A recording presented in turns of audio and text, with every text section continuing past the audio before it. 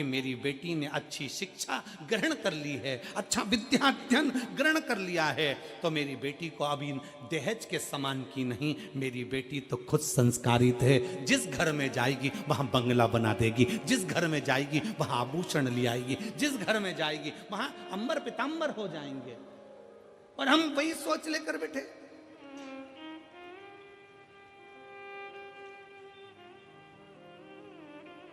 लड़का जन्म लेता है और घर के लोग जब ब्याह करने का समय आता है तो लड़के के माँ बाप भी सोचने में पड़ जाते हैं, लड़की के बाप के पास में इतना सामान है, ऐसा लगता है देगा, वो तो देगा, वो तो देगा, वो तो देगा, वो तो देगा, वो तो देगा, वो तो देगा, अंगूठी तो देगा, चेन तो देगा, घड़ी तो देगा।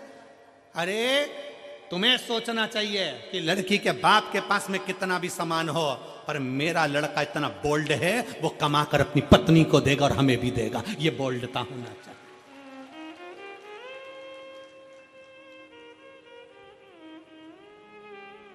पर हम सोच हमारी लेकर बैठे हैं। इस कलिकाल में रहने के बाद भी हमारी सोच हम छोटी सी लेकर बैठे हैं। शंकर भगवान माता पार्वती जी के साथ ब्याह करे, हिमालय राज ने हाथ जोड़कर पूछ लिया, मैं हिमालय राज हूं, हिमालयों का राजा हूं, बताओ शंकर भगवान तुम्हारे कन्यादान में पार्वती जी के क्या क्या दिया जाए। ये सारा महल, सारा नगर, सारी दौलत, सारी संपदा तुम्हारी है भोलेनाथ, क्योंकि तुम मेरे दामाद हो, तुम मेरे जमाई हो। बताओ तुमको क्या दिया जाए कन्यादान में, पार्वती जी के कन्यादान में क्या दिया जाए। शंकर जी जानते थे मेरा ब्याह सती से हुआ था तो कन्यादान में बहुत मिला था, कन्यादान में बहुत मिला था, पर सती के अंदर अहंकार भी बहुत आ गया था, क्योंकि मेरे पिता ने दिया, मेरे बाप ने दिया, ये मेरा है। और वो सती माता जलकर भस्म हो गई तो शंकर भगवान ने कह दिया कन्यादान में कुछ मत देना, बस पार्वती दे दो, उसमें अगर संस्कार होंगे तो ये दौलत लंकापति रावण को सोने की लंका देने वाला भी अपने लिए महल बना सकता है।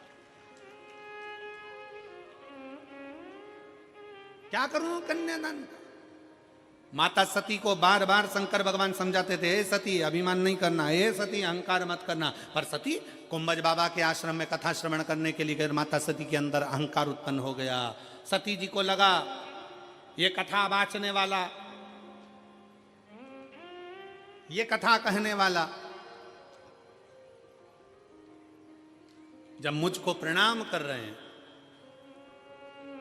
कथा वाचने वाले जब मुझे प्रणाम कर रहे हैं, तो ये तो मेरे आगे फिर छोटे। कथा वाचने वाला जब व्यासपीठ पर बैठता है तो आप सबको नमन करता, प्रणाम करता है। बोलो करता है कि नहीं करता? हम भी आते हैं, आपको प्रणाम करते हैं, नमन करते हैं। क्यों करते हैं? क्योंकि कथा वाचने वाला बड़ा नहीं है, कथा सुनने वाला बड़ा।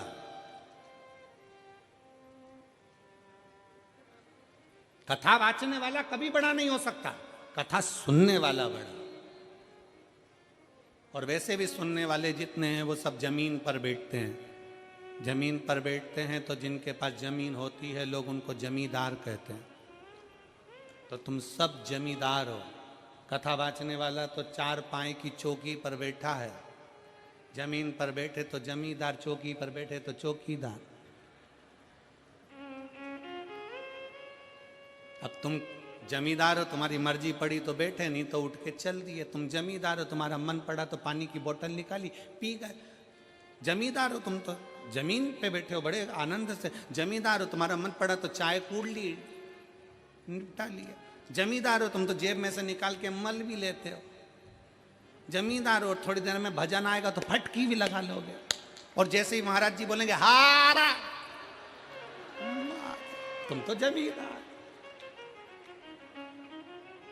जमींदार तो कुछ भी कर सकता, बेचारा चौकीदार फंसा ना, जो हाथ जोड़ के बैठा, चौकीदार फंसा। उसको तो पूरी 3 घंटे की ड्यूटी देना है, और पूरी 3 घंटे की ड्यूटी देने के बाद फिर हाथ पैर सीधे करना है। तुम्हारा मन, तुम तो मर्जी पड़े तो कथा सुनते सुनते, और मन पड़ जाए तो फिर मोबाइल निकाल के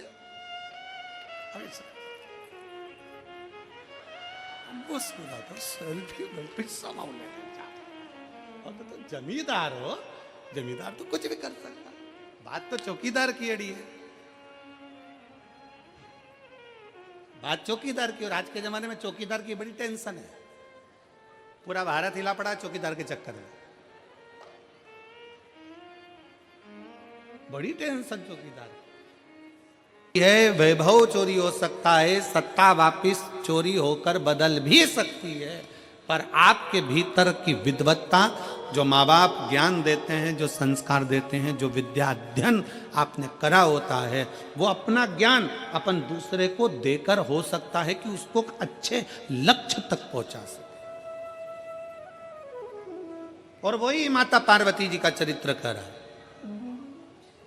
हमारे बच्चों को हम कन्यादान में कुछ दें ना दें, हमारे बच्चों को हम अलमारी, फ्रिज और वो थाली का सेट, डिनर सेट, मोती का सेट, सोफा, बोलते जाओ, सोफा सेट, हाफ सेट, और ये सब मिलने के बाद फिर ससुराल वाले अपसेट।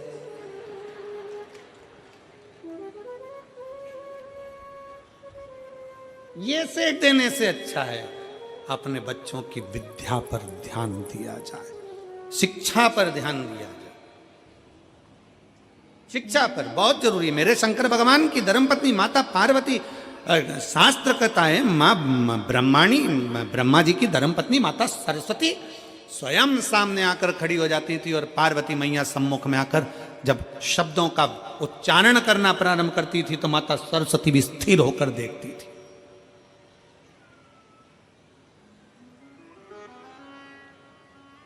और एक बार माता ब्रह्माणी को अहंकार आ गया था। ब्रह्मा जी के सम्मुख में ब्रह्माणी ने कह दिया था, सारे स्वर मुझ में समाये हैं, मैं स्वर की देवी हूं। सारे स्वर मुझ में समाये हैं, मैं स्वर की देवी हूं। सब कुछ मुझ में भरा हुआ है, मैं ज्ञान की देवी हूं। तब माता पार्वती जी ने सरस्वती को बिठाकर कहा था, सरस्वती ऐसे शब्द कभी ना बोलिए, अहंकार के शब्द अपने भीतर ना आना चाहिए। तब सरस्वती माता भरी सभा में जब विराजमान थी और सभा के अंतर्गत जब स्वरों का ज्ञान प्रारंभ हुआ था, तब माता सरस्वती को फिर अभिमत्ता का भाव उत्पन्न हो गया था। तब देव अधिदेव महादेव ने माता सरस्वती के सम्मुख में जो संगीत का स्वर अपने डमरू की नाद से दिया, वो देते ही माता सरस्वती स्तुब्ध हो गई, चुप हो गई, मौन।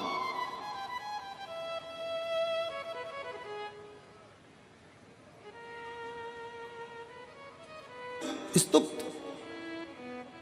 और आज भी मेरे शंकर भगवान को अगर संगीत का कहीं क्रम होता है, नृत्य का कहीं क्रम होता है, तो सबसे ज्यादा किसकी मूर्ति रखाती है? नटराज की।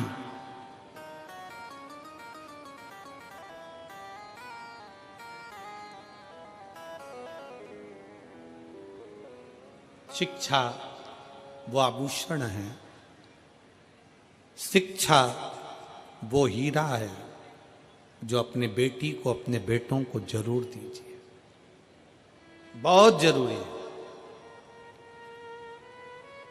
और उस शिक्षा का जब आभूषण आपके बच्चों के अंतर्गत आएगा, तो जैसे अभी कथा में कहा था कि तन मन धन तीनों परमात्मा में लगाओ, ठाकुर में लगाओ, शिव में लगाओ, नहीं तो ये ठेके में चला जाएगा। इसलिए संस्कार अगर अच्छे हैं, शिक्षा अगर अच्छी है, विद्वत्ता अगर अच्छी है, तो निश्चित है हमारे घर के बच्चे कभी भी गलत जगह पर नहीं जाएंगे और वो सत्मार्ग की ओर बढ़ते चले जाएंगे। शिक्षा सीखो उनसे। पार्वती मैया को कहा, हिमालय राज बोले क्या दें हम आपको, क्या प्रदान करें हम आपको, आप ले लीजिए, इतना धन वैभव संपदा सब है, ये पूरा महल भरा पड़ा है, हिमालय राज का पूरा नगर बड़ा पड़ा हुआ है, ढेर सारा सामान बड़ा पड़ा हुआ है, ले जाओ इसको। शंकर भगवान बोले नहीं, मुझे ये नहीं चाहिए, मुझे केवल पार्वती चाहिए। क्यों? क्योंकि शंकर जी जानते थे कि पार्वती जी ने व्रत तप साधना करी है, वो मुझे पाने के लिए करी है, और व्रत तप साधना जब मुझे पाने के लिए करी है तो पार्वती मेरे लिए आ रही है, मैं उसके लिए। आज के जमाने में तो शादी में कितना कितना दूल्हा दुल्हन के लिए रात भर, अभी शादियों का सीजन चल रहा है, रात को 9-9 बजे से माताएं ढोलक ले लेके बैठती हैं, लड़के के शादी में खूब गाती हैं, बन्ना जी बन्ना जी बन्ना जी। बोलो गाती कि नहीं गाती? अरे बोलो तो जम के गाती ना। और लड़की के यहाँ गाते हैं बनी जी बनी जी बनी जी। बना बनी का मतलब है कि दोनों में बन के रहे। और दोनों में नी बनी तो काय का बना और काय की बनी, उसका मतलब ही क्या हुआ? और तुम ढोलक पीट पीट के गा रही, बना जी दिल्ली जाना जी, वहां से लहंगा लाना जी, बन्नी फिर पहन के आएगी, फिर यूं इठलाएगी, फिर यूं फरमाएगी कि झुमका गिरा रहे। क्या मतलब? तो मतलब क्या हुआ ये बताओ।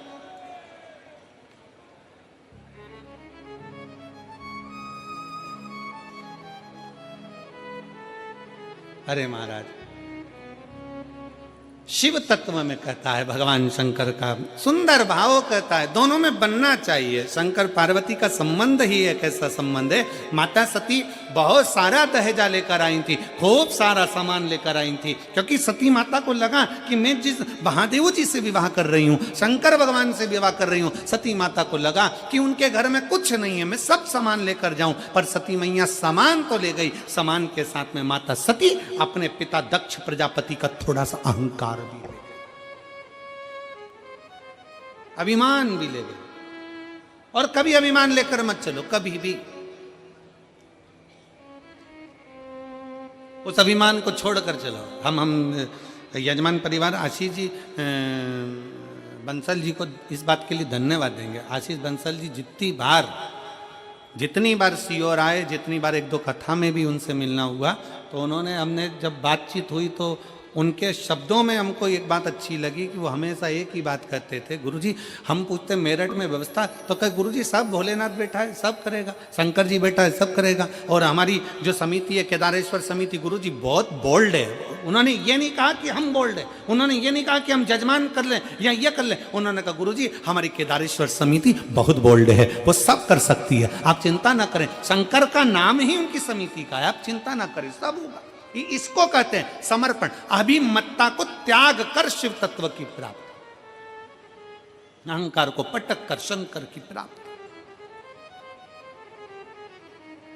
सती मैया लेकर गई सामान, तो सामान के साथ में ले गई थोड़ा सा अभिमान। इसीलिए फिर निवेदन है,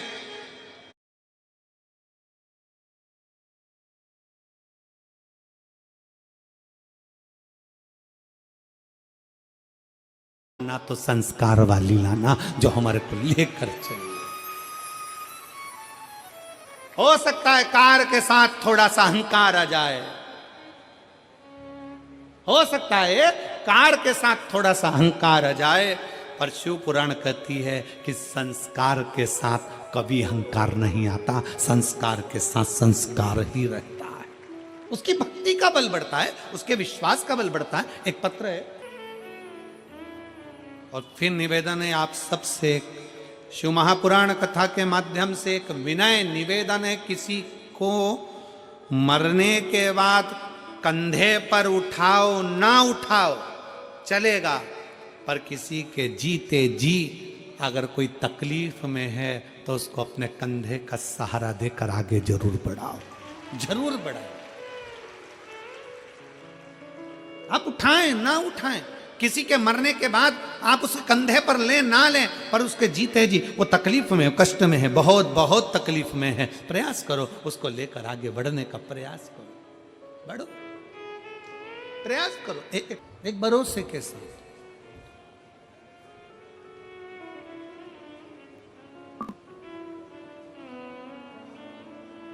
जो जैसी भावना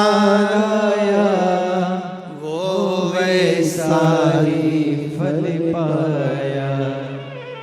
मैनपुरी की कथा में वो बहन कथा सुनने बैठती है कि मेरा बेटा मुझे वापस मिले, वो देता है, क्यों ना दे।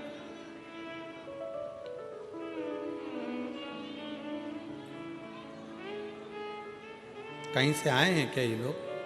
बाबू आप लोग क्यों खड़े हो? कोई बाहर दंडवत आए हैं क्या? दंडवती है, आ जाओ, एक जो दंडवती करता है, आ जाओ आ जाओ।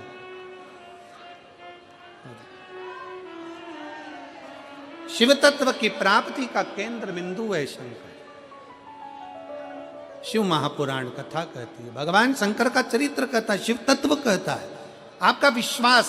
और फिर कल की कथा में जैसे कहा गया था कि विश्वास एक अपने आप पर, अपनी लगनता पर, अपने कर्म पर पूर्ण भरोसा रखना, और दूसरा मेरे शंकर पर पूर्ण भरोसा,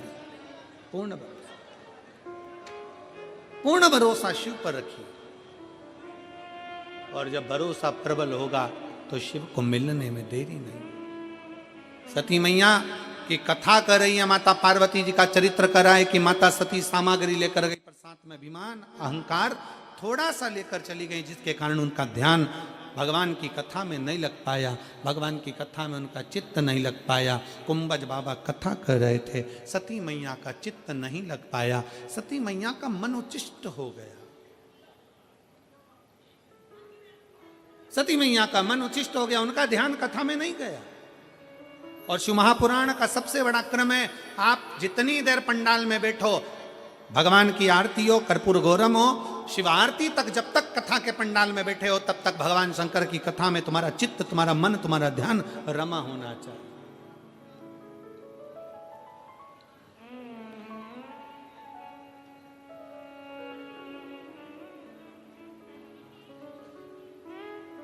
जितनी देर कथा में चित्त लगाओगे, शिव की दृष्टि में तुम खुद स्वयं आओ।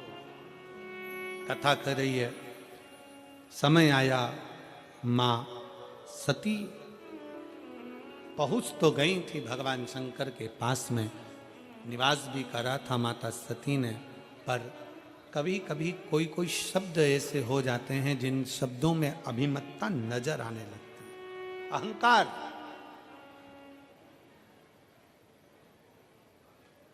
और सब कुछ आए शरीर में, पर कभी अभिमान अपने शरीर में मत आने देना, अपने मन में मत आने देना, अपनी दृष्टि में मत आने देना। अभिमान, अहंकार, अहम अपने भीतर ना आने। अहंकार में तीन गए, धन, वैभव और वंश। ना मानो तो देख लो रावण, कौरव और कंस, तीनों अहंकार में चले गए, तीनों अभिमत्ता में चले गए, तीनों अहम में चले गए। स्वयं लंकाधिपति रावण के सामने भगवान शंकर भी जाकर खड़े हो गए थे और रावण से कह दिया था, रावण तेरे सामने राम युद्ध करने के लिए खड़े होंगे। रावण सुन, अगर तुझे मुझसे कुछ चाहिए, कोई सहयोग चाहिए तो मांग ले। रावण अगर तुझे मुझसे कुछ सहयोग चाहिए तो मांग। रावण कहता है नहीं बाबा नहीं। भोलेनाथ जी से कहता है कि मुझे तुमसे कुछ नहीं चाहिए, क्योंकि मुझ में वो बल है। सोने की लंका में रहता हूँ, सोने के महल में रहता हूँ, सोने के नगर में रहता हूँ, और पूरा मेरा जितना परिवार है ये बहुत प्रबल परिवार है। बहुत सारे मेरे नाती पंती, मेरे भाई बंधु हैं, ढेर सारे असुर राक्षस मेरे साथ जुड़े हुए हैं। मुझे कुछ नहीं चाहिए, मुझे नहीं चाहिए। शंकर भगवान तो बोले थे तुझे कुछ चाहिए तो बोल।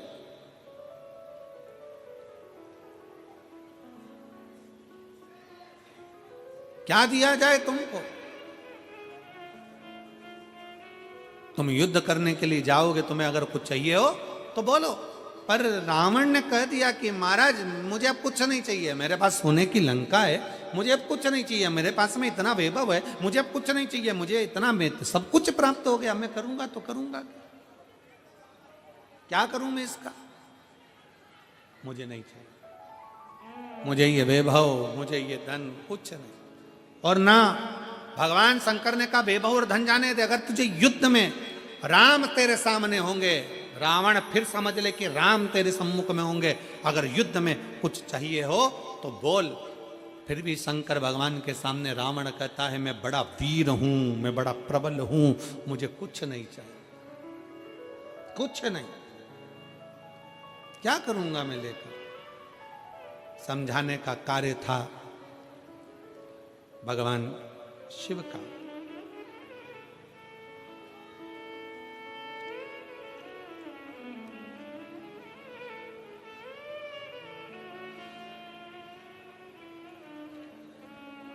समझाने का काम था भगवान शंकर का। अगर कुछ लगता हो तो ले लीजिए, पर रावण अभिमत्ता में नहीं लिया। आखिरी में भगवान रावण को देने के बाद में फिर भगवान राम जब पार्थिव शिवलिंग का निर्माण कर रहे थे, और पार्थिव शिवलिंग का निर्माण मेरे भगवान राम करते हैं, निर्माण कर कर सम्मुख में प्रकट करते हैं। शंकर भगवान राम जी के सामने भी आकर खड़े हो गए। राम जी के सामने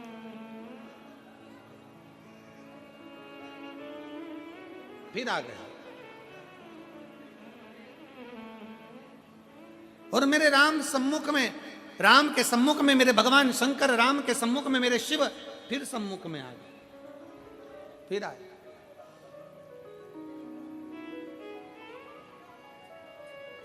मांगो राम तुम्हें क्या चाहिए, राम तुम्हें क्या चाहिए। भगवान राम से भगवान शंकर करे कुछ मांगना हो तो मांग लो। राम जी कहते हैं बस इतना सा वर मुझे चाहिए, इतनी सी कृपा कर दीजिए, इतनी सी दया कर दीजिए, इतनी सी करुणा कर दीजिए। भोले बाबा सामने युद्ध के मैदान में लंकाधिपति रावण होगा, वो आपका भक्त है। सामने युद्ध के मैदान में